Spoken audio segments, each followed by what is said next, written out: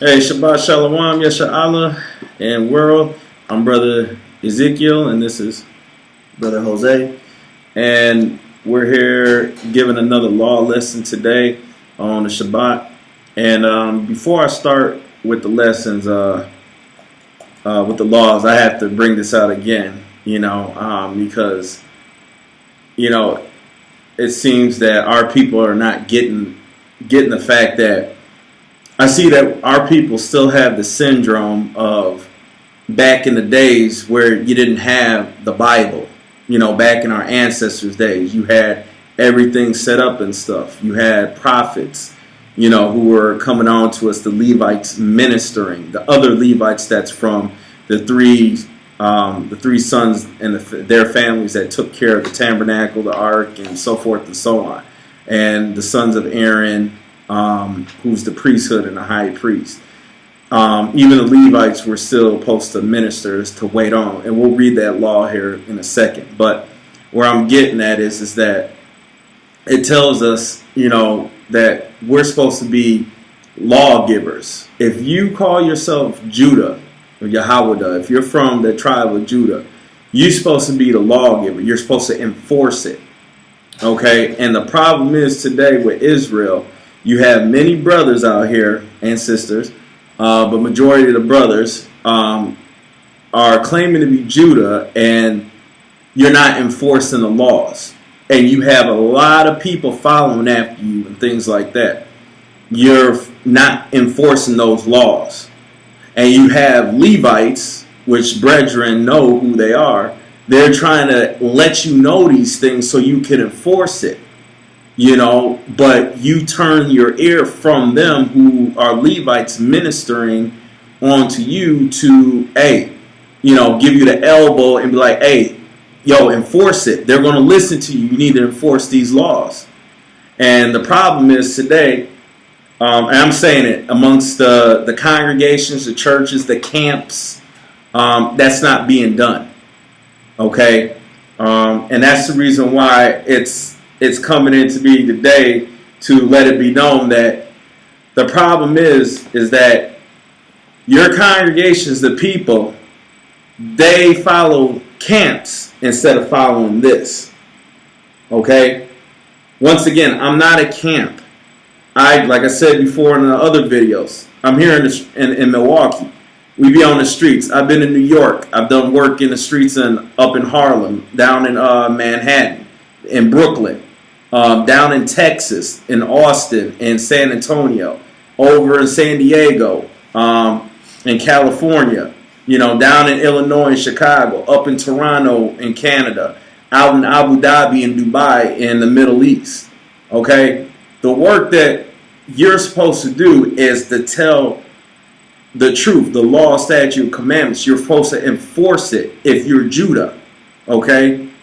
Levites, you're supposed to minister, and you're supposed to let these Judites know to enforce those laws and things. Mm-hmm. You're not supposed to sit here because everybody comes to Judah and things. Whatever Judah does, the whole world is going to do it. The rest of the other Israelites, the other tribes, they're going to do the same thing when Judah does certain things. Okay? That's the reason why Hamashiach Yeshua or Yahweh or Yeshua or Yehoshua, or Jesus Christ, as you will say it in English, is the lawgiver. He's the enforcer. That's the king. He's from the tribe of Judah. So that's the reason why you need to start doing these things, y'all. Stop following what I say. Stop following what he says. Follow what this says. Stop following your men who's in certain so-called authority that you claim to be over you and stuff. No, the Most High is the authority over you. Right now, we don't have kings and leaders and things like that. That's the reason why a lot of stuff doesn't go the way it goes, because everybody's trying to fight to be a leader and things like that. So with that being said, we're trying to give you understanding like, right now, this is how we're going to do it. This is what needs to be done this way, okay? So as a matter of fact, before we go to understand what I'm saying, we're going to go to what the scripture says. It's starting Judges chapter 8 and verse 22. Judges Yeah, and I'm saying this before we go into the law today, so it's going to be a quick thing. The book of Judges, chapter 8 and verse 22. Chapter 8, verse 22. Mm-hmm. Okay, Judges, chapter 8, verse 22. Now, mind you, this is a leader. This Gideon was a judge, meaning he was over Israel. He wasn't a king, but he was a judger. Okay? So let's see what he says to do. And he's from the tribe of Manasseh. Go ahead. All right, Judges chapter 8, verse 22.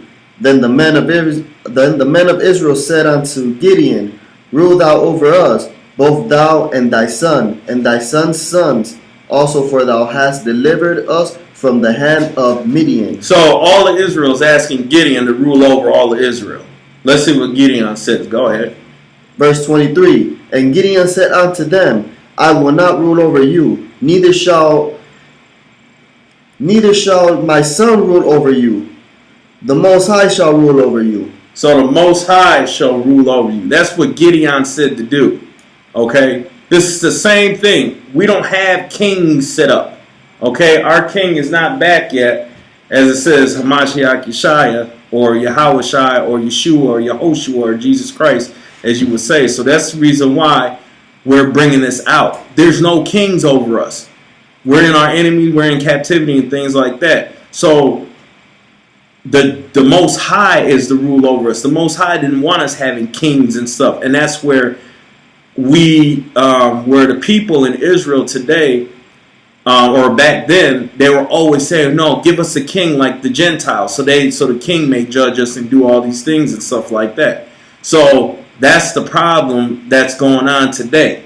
Your leaderships and things like that, if they are not teaching these laws, enforcing it for the ones that we can keep, and the other ones by default you're keeping them because you don't have the certain things set up. So it's a already plus that you're already keeping them because you don't have certain things set up.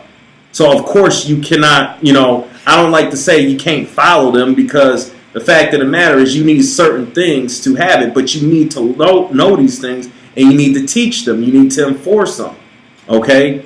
Because when you're enforcing this, you're teaching all of Israel their proper manners of what they're supposed to do. So by the time, Most High willing, if their name is written in the Lamb's Book of Life, then by the time they enter in through one of those 12 gates, they know their positions in the kingdom. They know what they're going to do. Everything that was set up before the kingdom comes and stuff, where in the past, it's going to be the same way when Hamashiach returns and things. So that's what we're trying to give understanding to, and we're trying to enforce this. But if you're following, if you're doing the old saying, like what Christians say, in the Bible, they'll sit there, you could tell them a certain law, or you could tell them certain scriptures, and then they turn around and say, but my pastor says this, then you're following a man. Or Jesus died, for we don't have to follow those old laws.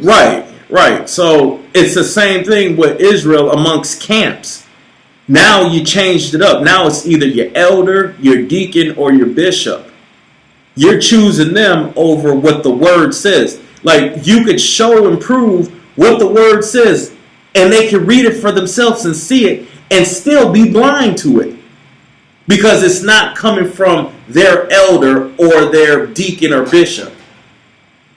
And that's a problem. That's a very big malfunction that's going on amongst everybody in the world, including Israel and stuff. You're following what he says. Whatever he says goes. So if a man is bringing, if you had the Messiah standing right in front of you, and you wouldn't even notice because you guys are looking for something that's out of glimmer and gold with the Messiah, when it says that he wasn't a good-looking man, he wasn't tall in stature, all this and that and the other, you wouldn't even know if he was standing in front of you. And he's sitting there bringing the truth to you and things like that and trying to tell you the truth. But you're like, no, my elder says this. My camp says this. My deacon, my bishop says this. My pastor said this. It's like, what are you talking about? And that's the problem today. You have this. It's not like you living back in the old days where we had to come to a synagogue to be taught these things. You had to go to the prophets and things like that to get understanding. Now you have the scriptures and you can read it for yourself, but you still act blind to it. You still act deaf to it. You still act dumb to it when you have it right here in front of you. That's why we keep saying, how can you even understand the rest of the book if you don't even know the foundation, which is the laws? The word precept, look it up in Hebrew. It means commandments. It means laws. Everything that they went to was a law. When Christ was tempted by Satan, he took him on the highest pinnacle, or in the kingdom, or in the heavenly kingdom, on the highest pinnacle, and told him, toss yourself off a cliff. He was quoting Psalms. So Satan knows he was speaking the truth. He said, your angel will catch you, the charge that you have over the angel will pick you up and things like that if you toss yourself over.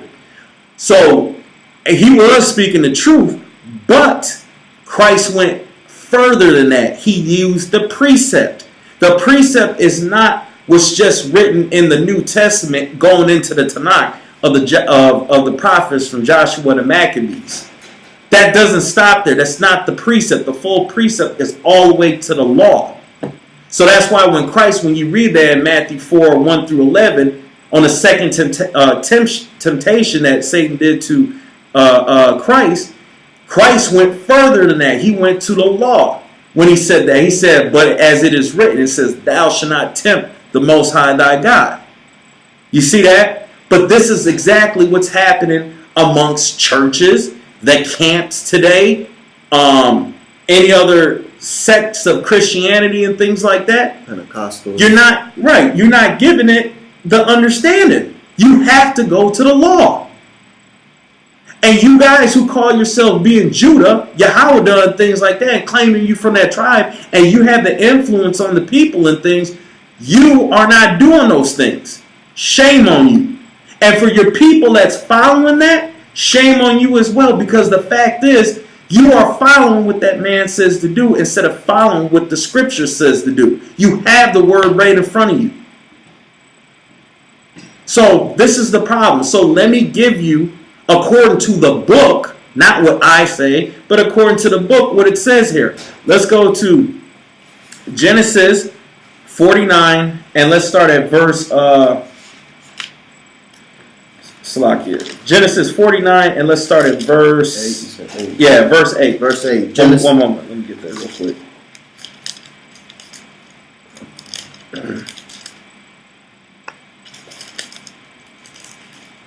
Okay, go ahead, King. Genesis chapter 49, verse 8. This is for Judah. Judah, thou art he whom thy brethren shall praise. Thy hand shall be in thy neck of thine enemies. Thy father's children shall bow down before thee.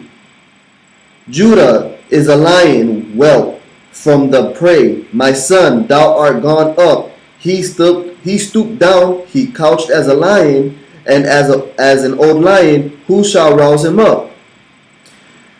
The scepter shall not depart from Judah, nor a lawgiver from between his feet, until Shiloh come, and unto him shall the gathering of the people be. So right there, so he said until Shiloh comes, talking about Christ. So with the whole purpose is, you being Judah, your job is to enforce those laws.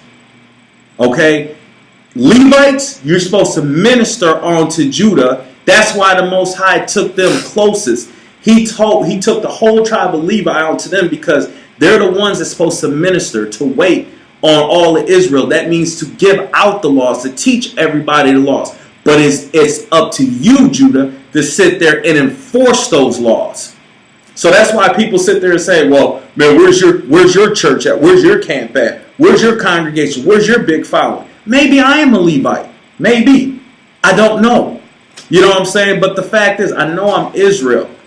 And I'll only know Most High willing that I enter in through one of those gates. But the fact of the matter is that Levites, you're supposed to tell these Judites to do it. Judah, the whole world is looking up to you. You're supposed to enforce it. And if you're not enforcing them, and you're sugarcoating stuff, and you don't want to teach the laws because you're in fear of the people like Saul did, shame on you, and you're in a lot of trouble. And the people that follow you, that's influenced, you're in a lot of trouble as well. If you pick people or men or women over the word and camps and things over this, you're damned.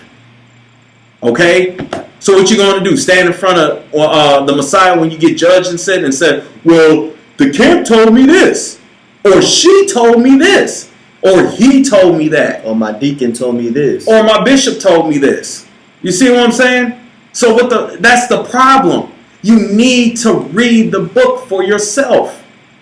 Maybe I am Judah. Maybe I'm the only one, not boasting, but enforcing it. But then everybody else points at us and say, "Oh no, make mockery of us because they saying, oh, you ain't keeping no, that's not what it says. Your interpretation is wrong." There's no interpretation of the script. You're indoctrinated. That's the problem. You're under a spell. Okay? If you ain't reading the book for yourself and things like that, you are under a spell. If you're going with what somebody else says and you live with that and you didn't even research it yourself or read the whole book in itself, you're indoctrinated. So that's why we're on here telling you guys these things. We're trying to explain this, advising to you. Excuse me, I don't want to say telling you because I'm not an authority over you, period. Okay? But once again, folks don't want to get it and folks want to do whatever they want to do. I'm not finna stress over you guys, period. I'm not going to stress. I'm just going to be like, you know what?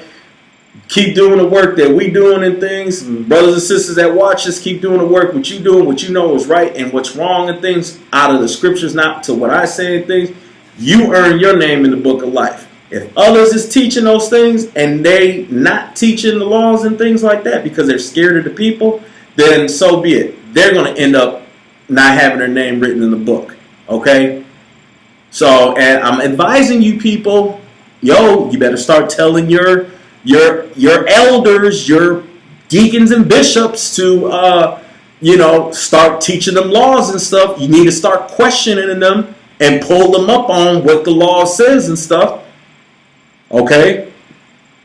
And like I said, you guys got to explain in the laws about dealing with, all the nations and stuff and things like that. But those lessons will come out real quick soon. Because I'm putting this all out. Most High willing, if that be His will and things. But let's get the next one. Go to Psalm 60 and 7 to back up everything that I'm talking about Judah. For those that claim being Judah. Psalm 60 and 7? Yep.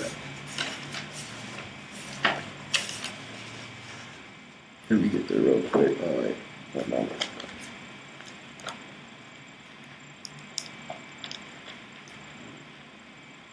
Exhale. Oops.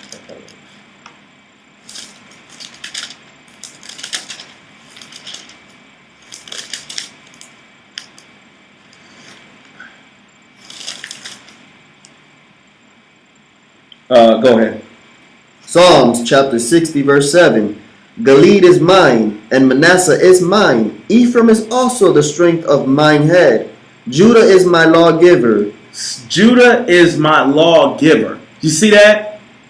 That's what your position is to do, is to give the laws, enforce them. Stop being scared because you're pedestaling people once again. You men pedestaling the women and stuff because you're afraid to tell them what these laws say. Because you know how they're going to feel and stuff. So what? Stop worrying about trying to have people follow you and stuff. Plant those seeds and try to water it and let the Most High do whatever else He needs to do. Okay? Go back and read the parable of the sower and things back in the New Testament. Okay? Don't worry about if people is going to follow you or not. Or excuse me, not follow you. Follow what the Most High says. Okay? If they don't want to deal with it, then fine, so be it. But tell the truth. Stop being scared. Enforce the laws. 100%, man. But anyways, I just had to get that on out because that was on the spirit today and things like that. So we're going to start in the law. Okay? So let's get to the law. All right. We're going to start in Numbers chapter 4. And verse 1 through 4. Yeah, I'll get there. Numbers chapter 4. Yep.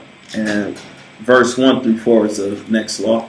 Numbers chapter 4, verse 1. And the Most High spoke unto Moses and unto Aaron, saying, Take the sum of the sons of Kohath from among the sons of Levi after their families by the house of their fathers, from 30 years old and upward, even until 50 years old.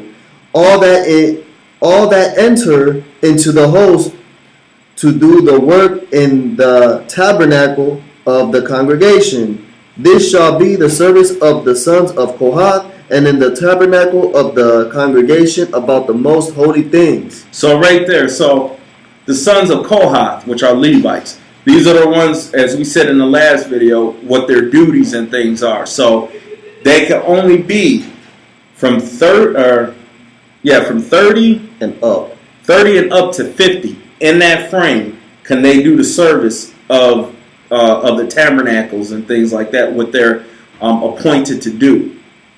If you're 29, no. If you're 51, no. You cannot do that. Okay? So that time, that frame right there is the only ones that can do those things. Okay? Not how you feel, or let me give a hand and stuff because you just want to help. You can't do that. Most High understands you got a good heart, a big heart, and things like that. But his command stands. It's not what you feel or what you think is right, because your ways is not the Most High's ways. Your mind is not his mind, okay? So stick to it.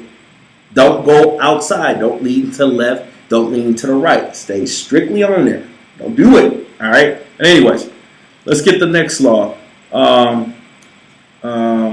Numbers chapter 4, verse 5 through 16. Verse 5.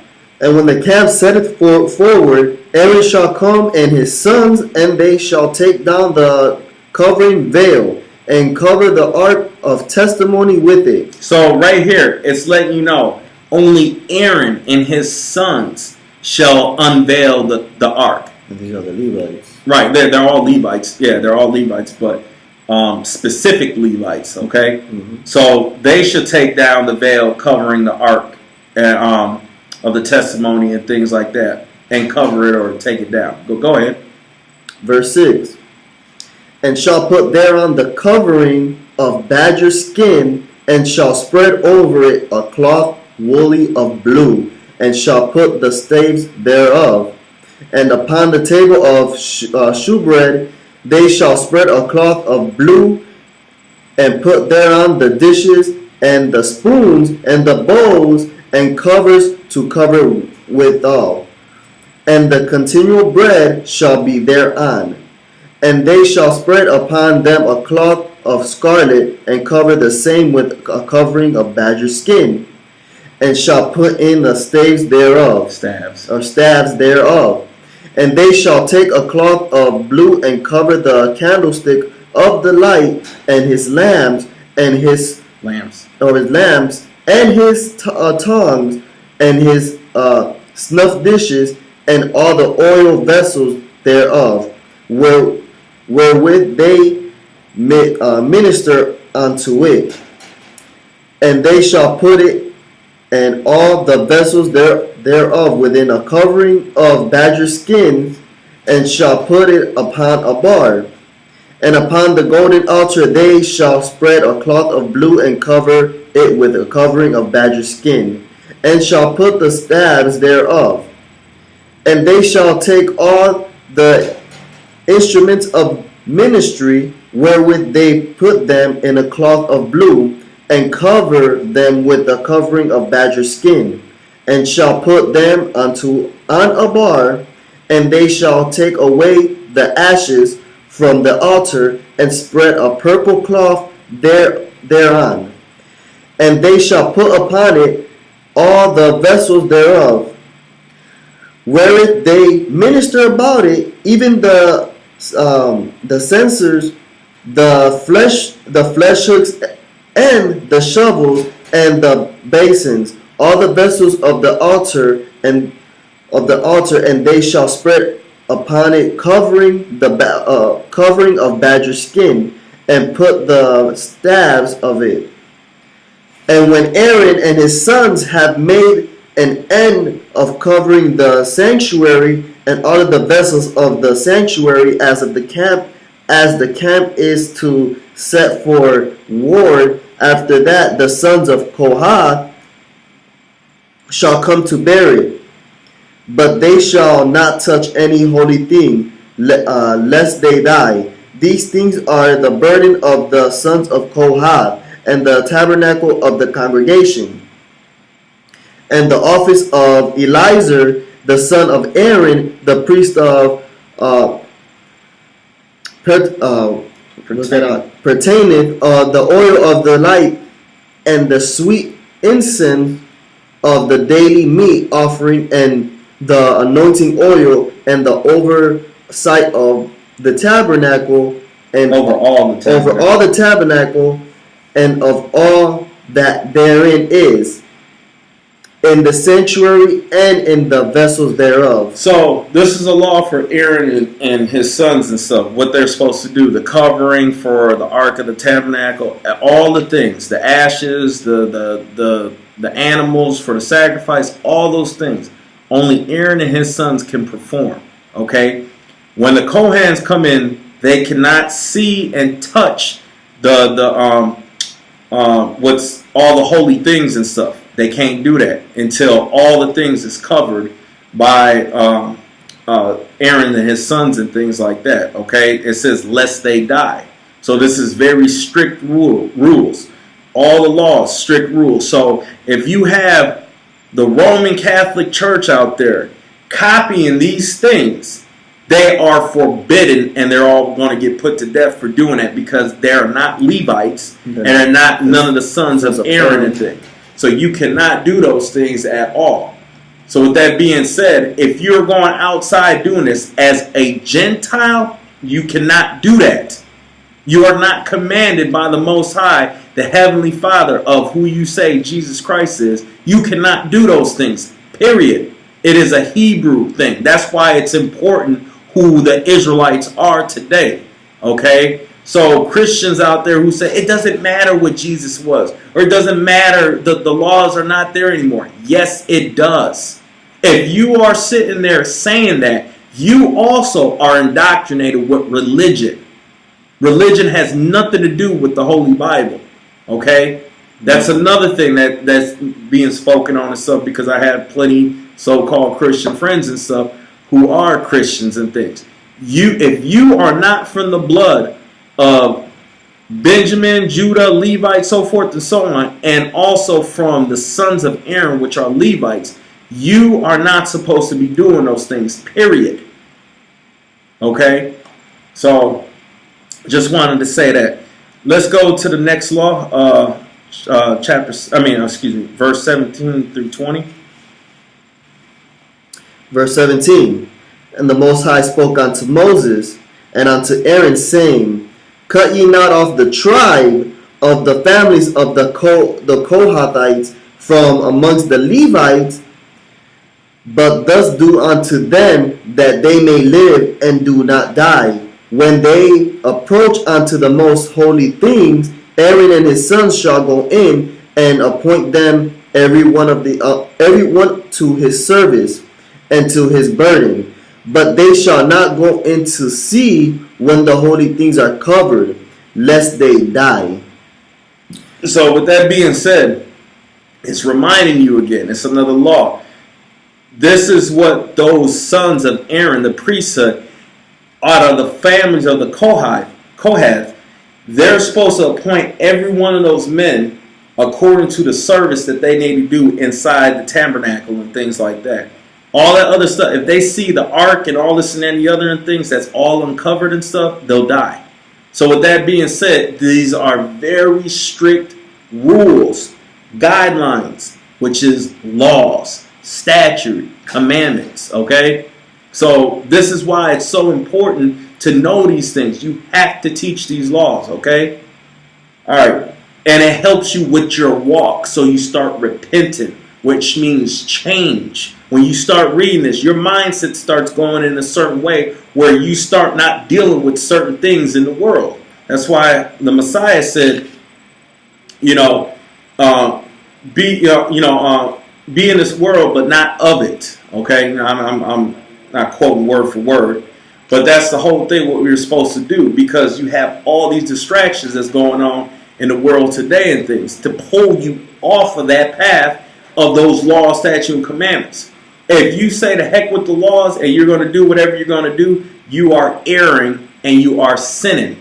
The word sin is transgression of the laws. Disobeying the laws. Right. Disobeying it. Doing whatever you feel, what you think is right. Coming up with your own understanding when the scriptures, you have it right here. Okay? So, anyways, let's get the next law. Verse 21 through 28. Verse 21. And the Most High spoke unto Moses, saying, Take also the sum of the sons of Gershon throughout the houses of their fathers by their families, from 30 years old and upward until 50 years old shalt thou number them.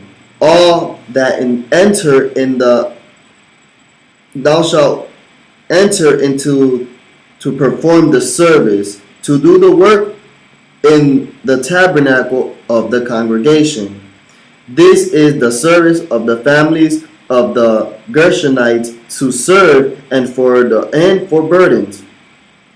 And they shall bear the curtains of the tabernacle and the tabernacle of the congregation, his covering and the covering of the badger skins that is above upon it, and the hanging for the door of the tabernacle of the congregation, and the hangings of the court, and the hangings of the door of the gate of the court, which is by the tabernacle and by the altar round about, and their cords and all the instruments of their services and all that is made for them. So shall they serve.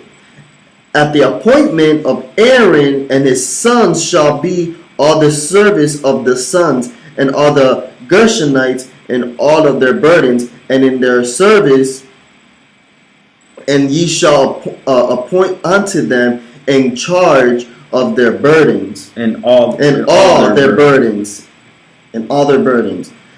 This is the service of the families of the sons of Gershon in the tabernacle of the congregation, and their charge shall be under the hand of Ithamar, the son of Aaron, the priest.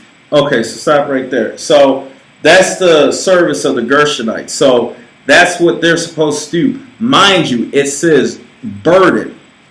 Remember when Christ said, you need to pick up your cross and follow me?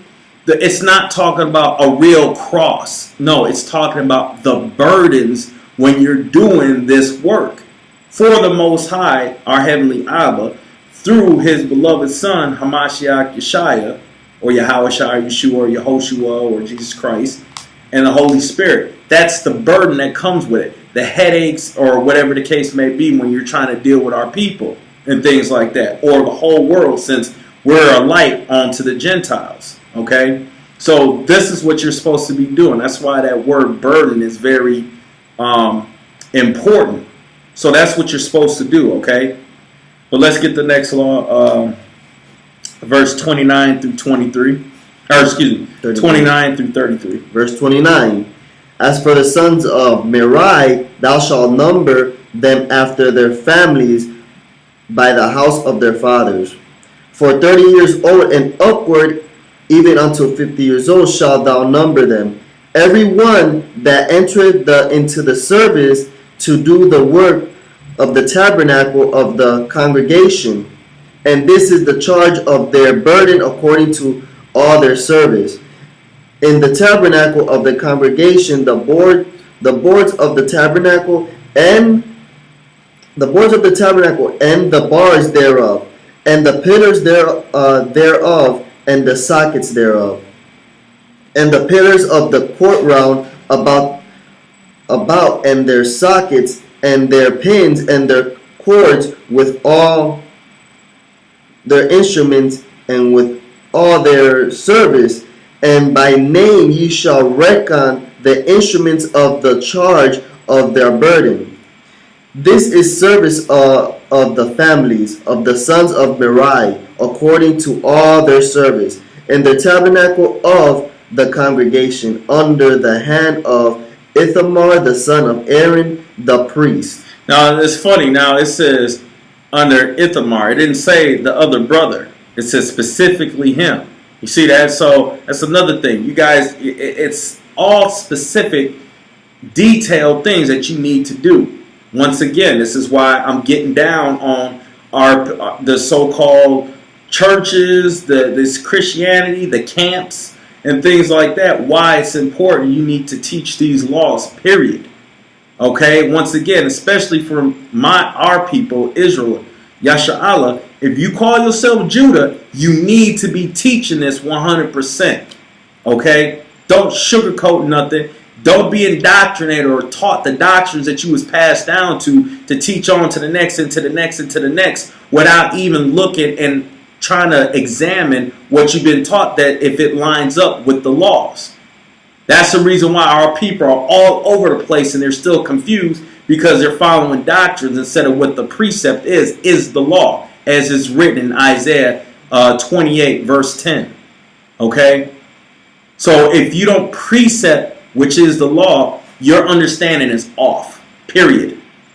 So with that being said, that's what you need to do. And I'm not trying to be sounding cocky or boastful. It's just my zeal is that hard and that strong to tell you guys these things, since other people don't want to tell you. That's why I keep saying I pray and hope that your camps is teaching this literally and not sugarcoating and twisting the words.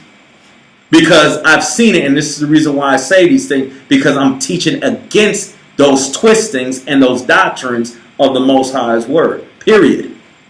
So you can hate me for what I'm putting out here, but it's not that you hate me. You hating what the Most High said to do according to his laws, his statutes, and his commandments, his book.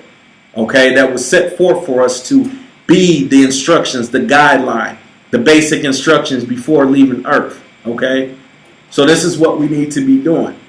But anyways, let's get the rest of the laws. Let's go to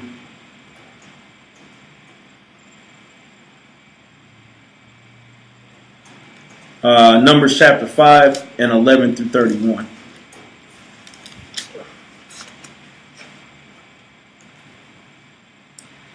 Now, once again, if you see me, if you think I'm skipping things, I'm skipping the repeats. Okay, that's what I'm saying. When you read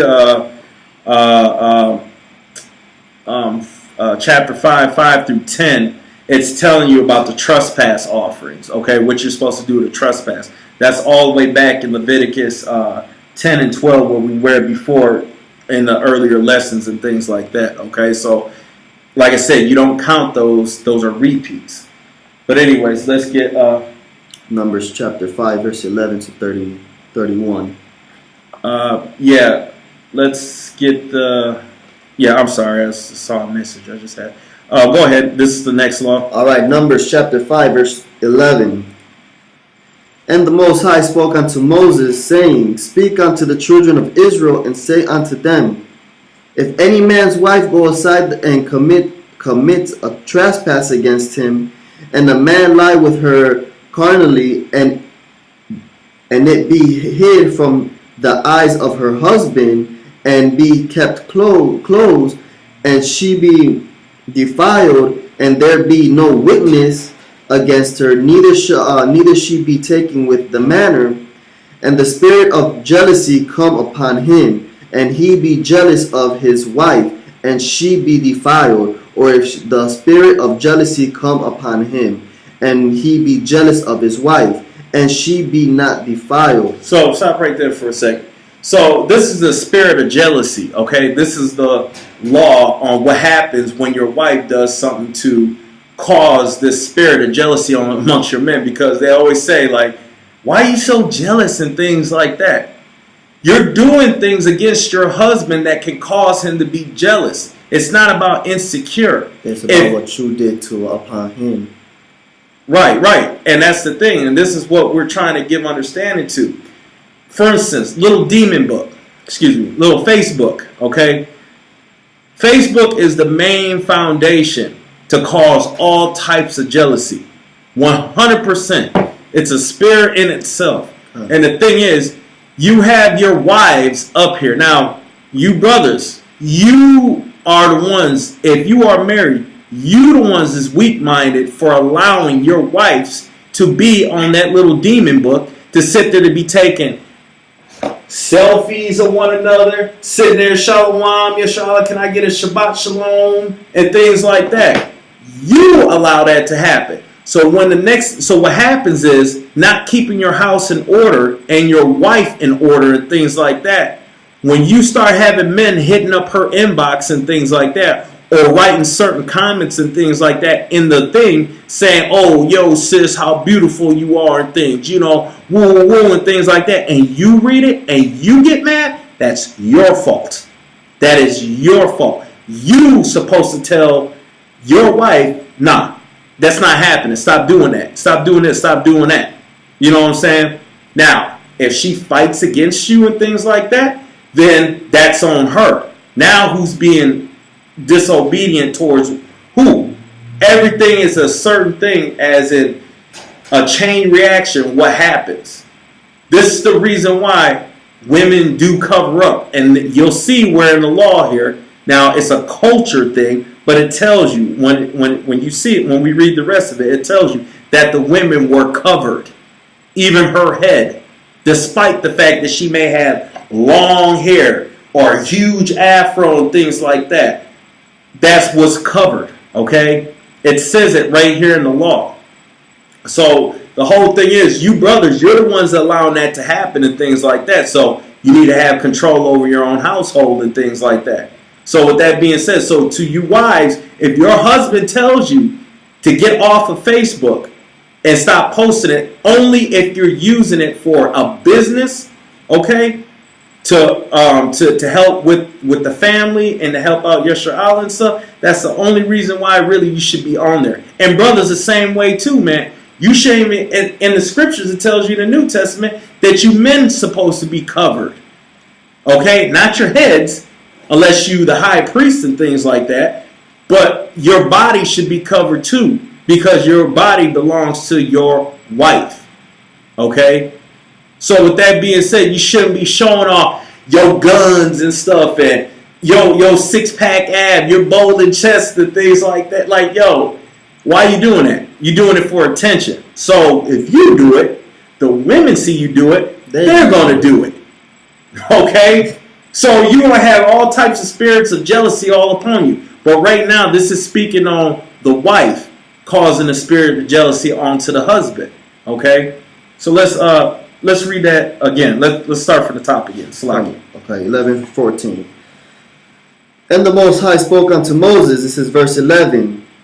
Speak unto the children of Israel, and say unto them, if any man's wife go aside and commit trespass against him, and a man lie with her carnally, and it be hid from the eyes of her husband, and be kept closed, and she be defiled, and there be no witness against her, neither she be taken with that manner, and the spirit of jealousy come upon him, and he be jealous of his wife, and she be defiled, or if the spirit of jealousy come unto him, and he be jealous of his wife, and she be not defiled. So it's going to tell you if she's not defiled or she is defiled. So basically saying like, okay, well, you need to have an understanding why you feel in a certain way towards your wife. Now, she didn't do anything.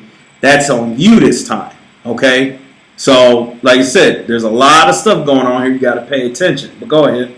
Verse 15. Then shall the man bring his wife up unto the priest, and he shall bring her offering for her the 10th part of an ephah of barley meal. He shall pour no oil upon it, nor put frankincense thereon, for it is an offering of jealousy, an offering of memorial, bringing iniquity to remembrance.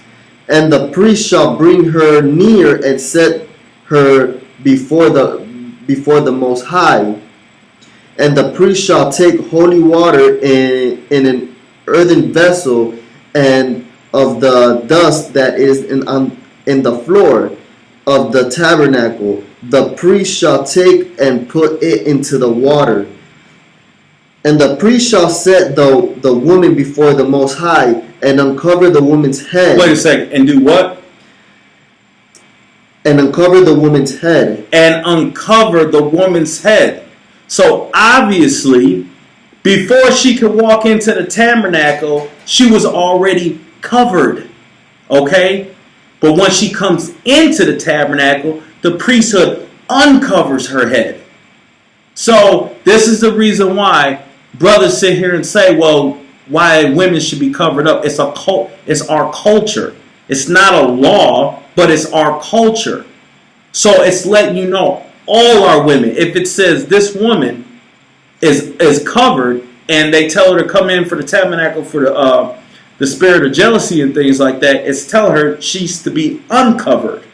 Okay? So it's letting you know our women were covered up. Isaiah, I want to say it's chapter 3, where it tells you about how the curse came on to the daughters of Zion and things like that. It took away their hoods and their veils and stuff. So a woman, it doesn't say that if a woman has a veil on her face, doesn't mean she's a harlot. Because I've heard that doctrine as well. Any woman that has her face covered, she's a harlot. No, that does not mean that. Or if she has her head covered too. I heard that too. Yeah, no, that's not what it is. It's the culture, okay? But still, that's our culture. So if you're going to say you're Israel, be our culture. Live out our culture. Especially in Christianity, they say, oh, she's hiding something. She has her head covered. That means she's hiding or she's Muslim and stuff. Those Muslim women, honestly, they're actually doing it according to what the law says. Really, according to the culture. That's our culture and things. So where do you think they learned that from? Okay? So anyways, let's continue, keep reading. It's still the same law. And put the offering of memorial in her hands, which is the jealousy offering, and the priest shall have in his hand the bitter water that causeth the curse. And the priest shall charge her by an oath, and say unto the woman, if no man have lain with thee, and if thou hast not gone aside to uncleanliness with another instead of thy husband, be thou free from this bitter water that curseth the curse.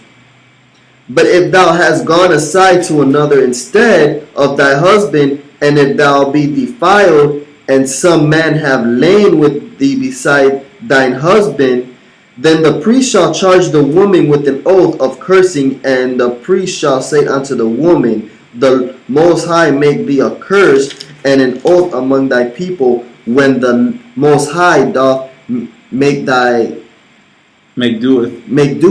and thy belly to swell. Wait. Read that again. When the Most High doeth make thy thigh to rot and thy belly to swell. So that's how you could tell if she was lying. Okay? She was to drink the water, the bitter water and stuff. If that didn't happen, then she wasn't lying. Okay? So she didn't lay with anybody. Okay? Now it's the man, he just kind of needs to chill. Okay?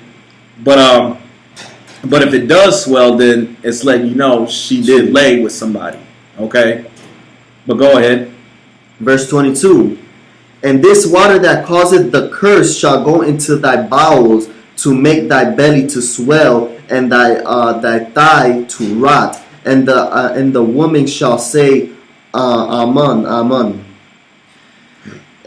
And the priest shall write these curses in the book, and he shall blot them out with the bitter water.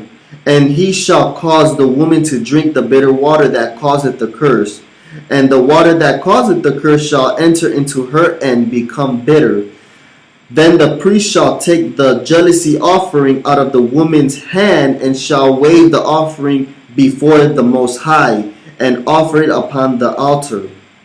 And the priest shall take an handful of the offering, even the memorial thereof, and burn it upon the altar. And afterward shall cause the woman to drink the water. And when he hath made her to drink the water, then it shall come to pass that if she be defiled and have done trespass against her husband, that the water that causeth the curse shall enter into her and become bitter. And her belly shall swell, and her thigh shall rot, and the woman shall be cursed amongst her people. And if the woman be not defiled, but be clean, then shall be free and shall conceive seed. This is the law of jealousies, when a wife goeth aside to another instead of her husband, and is defiled. Or when the spirit of jealousy cometh upon him, and he be jealous over his wife, and shall set the woman before the Most High, and the priest shall execute upon her all this law. Then shall the man be guiltless from iniquity, and this woman shall bear her iniquity. So just to let you know, that's why even in the New Testament where it says, wives, if you have questions, I think it's in 1 Corinthians chapter 14 about speaking in tongues and things like that, everything done in decency and order. If the wives have a question, you're supposed to ask your husband. Okay? Your husband is the one that teaches you, not all men in the world and stuff. Okay? Your husband only. So I'm saying this for the fact that if, let's say, well, what about single sisters and stuff? Okay, so if single sisters go into a certain camp or church or congregation or whatever, okay, you'll learn from them because you don't have a head over you. Okay? That's fine. But if you are married and your husband is around, he's supposed to teach you, not other men teaching you. Well, some sisters say, well, what if I'm married and the man doesn't believe in things like that and things like that? Well, of course, you will learn. He's not going to believe. Like the scripture says, if he's good to dwell with, even though he's a non-believer, then you're his covering. Okay? Or in that sense, mind you, I'm just not verbatim. Okay? I'm not saying it word for word. But anyways, but if you have a husband who is a believer and you are a believer and things like that, and that man is not teaching you, then the moment he says something towards you, because you both go to that same camp or congregation, you guys are following what that elder says or that teacher or whatever says, and then all of a sudden your husband says something different. Now you cause strife with your husband by saying, no, elder says this. That's a problem. And to the men, that's your fault. The husband, that is your fault. And if you men are being lazy and not sitting there teaching your family and things like that, you are all in fault for that. You're in trouble for that. So you need to get off of your butt, stop being lazy, and teach your own family. Okay? So you men go to these congregations or these camps. Okay, learn from them, brothers. Bring that back home. If it lines up with the law, statutes, and commandments completely, okay, then go back home and teach your family, your women. So honestly, maybe it's good to congregate and things like that, but lessons, let the men go there and stuff. If you're married, okay? And it also says that women got to be silent during the congregation. Right. Can't speak aloud. Right. Yep. That's right. So they're supposed to keep silence in the churches. What else did we get in here? All right. With that, honestly, we're going to end it right there because this is going in the whole next chapter. Numbers chapter 6, verse 1 through 21 is the Nazaritic code. Okay, it's the Nazaritic law. So that goes, in depth of what if you're taking that vow of what you need to be doing and things like that. You can't drink any wine or strong drinks, meaning outside of wine. Okay, you can't do these things. You can't do a lot of different things. So that's a law in itself. So I'm pressed on time and things like that. That's why I got to keep these videos about an hour long or less than an hour, because the place we're here at the library. So I mean, we get it for free, but like the law says, give your word. If you're gonna say you're gonna be here for this amount of time, then let it be. Let your yeas be yeas, your nays be nays. So keep up with your word and things like that. Okay, it's a law too. But anyways, we will come back here. Like I said, we will start at Numbers chapter 6, verse 1 through 21, which is the Nazaritic vow. Okay, it's a law. So for those that make the vow. So we'll come back and we'll start from there. I hope that you guys got some more understanding of what we're speaking on today. And once again, don't feel bad. I'm not being arrogant and things like that. It's just my zeal. Okay. These are the things that we need to be doing amongst our nation. Okay. It has to be enforced. So, if you're going to claim Banya Hawada Banya Sha'ala, then enforce those laws, Judah. Okay. So anyways, much love to y'all, and I hope you got some more clarification and understanding and things. You guys got questions, you guys can hit me up. Inbox me, or if you need to leave a comment or something on there on the videos, and I'll contact you and things like that. Okay. So anywho, Shabbat. I'm Brother Ezekiel, And I'm Brother Jose. and we're just saying Shabbat Shalom to Shabbat Shalom. Yasha Allah and the rest of the world. Shabbat Shalom.